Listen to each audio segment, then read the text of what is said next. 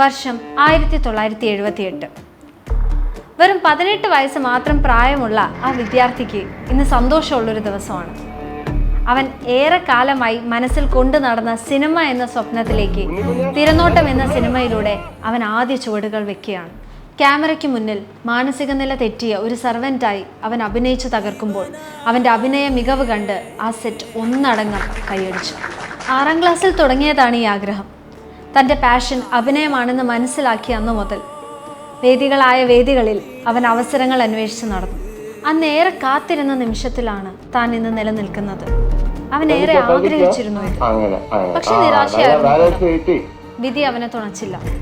അവൻ്റെ ആദ്യ സിനിമ തന്നെ തിരശീല കണ്ടില്ല. ആ 18 വയസ്സുകാരൻ തോൽക്കാൻ തയ്യാറായിരുന്നില്ല. വീണ്ടും വർഷങ്ങളുടെ കാത്തിരിപ്പ്.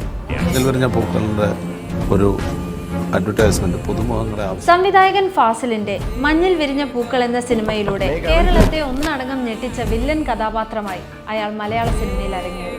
ആരാണ് ആ ചെറുപ്പക്കാരൻ എന്ന പ്രേക്ഷകരുടെ ചോദ്യങ്ങൾക്ക് മലയാളികൾക്ക് ഒരുപാട് കാത്തിരിക്കേണ്ടി വന്നില്ല. 400ഓളം സിനിമകളിൽ വ്യത്യസ്ത വേഷങ്ങളിൽ നിറഞ്ഞാടിയ മലയാളികളുടെ മനസ്സിൽ ഇന്നും വിസ്മയം തീർക്കുന്ന ആ ചെറുപ്പക്കാരന്റെ പേര് മോഹൻലാൽ എന്നാണ്. It's such a dream to have an actor on the set who delivers. Then you don't have to worry about the scene. You just have to capture it.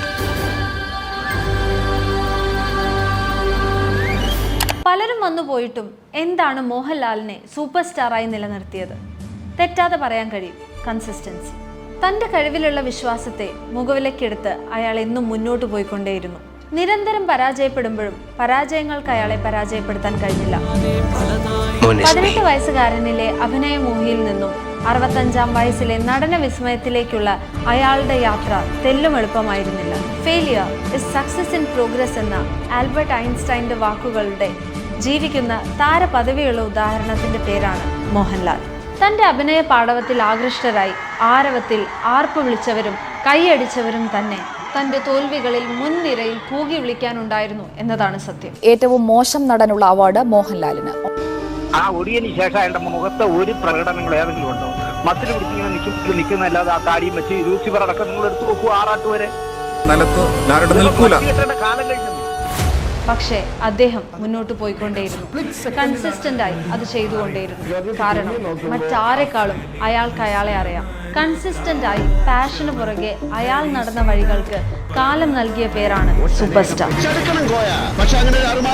തോൽവികളിൽ പതറി വീട്ടിലിരുന്ന് വിധിയെ പഴിക്കാനായിരുന്നു ഭാവമെങ്കിൽ മോഹൻലാൽ എന്ന നടൻ ഇന്നില്ല.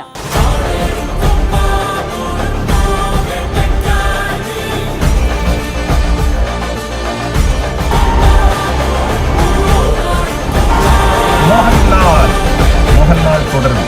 71-ലധികം വിവിധ മേഖലകളിലെ വ്യത്യസ്ത പുരസ്കാരങ്ങൾ നേടി അദ്ദേഹത്തിന്റെ അഭിനയ കയ്യൊപ്പ് ചാർത്തി. വളരെ കുറച്ച് ദിവസങ്ങൾക്ക് മുൻപ് ഇന്ത്യയിലെ ഹയസ്റ്റ് സിനിമ ഫീൽഡ് അവാർഡായ ദാദാസാഹിബ് ഫാൽക്കെ അവാർഡ് വാങ്ങി മലയാളികൾക്ക് ആവേശമായ പേരായി മോഹൻലാൽ വീണ്ടും മാറി.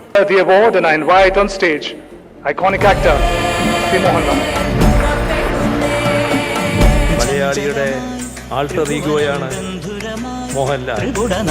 ഇനി ഇത്രയും നേരം ഈ കഥ കേട്ടുകൊണ്ടിരുന്ന നിങ്ങളോടൊന്ന് പറയാനുണ്ട്. പരാജയങ്ങൾ നേരിടാത്ത വിജയികളില്ല. ഇത്രയും കാലം നമ്മൾ എന്തായിരുന്നു എന്നതല്ല, ഇനി നമ്മൾ എന്താണ് എന്നതാണ് കാര്യം. കൺസിസ്റ്റന്റ് ആയിരിക്കുക. മറ്റുള്ളവർ എന്തും പറയട്ടെ, നിങ്ങൾ നിങ്ങളെ തിരിച്ചറിയുക. അവിടെയാണ് വിജയം. All the best.